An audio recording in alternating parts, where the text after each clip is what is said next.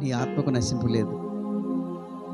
చచ్చిపోయిన తర్వాత అయితే దేవుడి దగ్గర, లేతే నరకంలో, ఈ రెండిట్లో ఏదో ఒక ప్లేసు ఖచ్చితంగా మనిషి వెళ్ళిపోతాడు.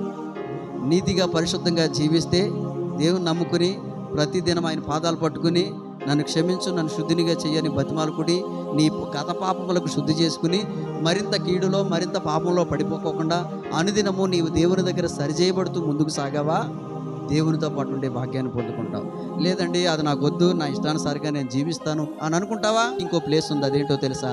అగ్ని, ఆరదు, పురుగు చావు. ఈ రెండు స్థలాల్లో ఏదో ఒక స్థలంలో మనం ఖచ్చితంగా చేరవలసిన వారమై ఉన్నాం.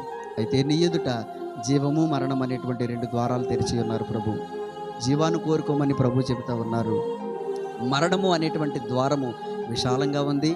అది తుదకి నాశనానికి నడిపిస్తుంది, అది నరకములో పడేస్తుంది.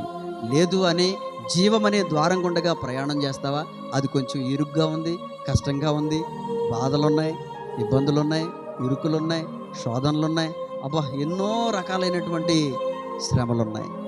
ఓర్చుకుని ఇరుకు ద్వార గుండా ప్రవేశించావా, ఆ తర్వాత దేవునితో పాటు ఉండే ఆ శాశ్వతమైనటువంటి ఆ జీవితాన్ని పొందుకుంటావు. హల్లెలూయా.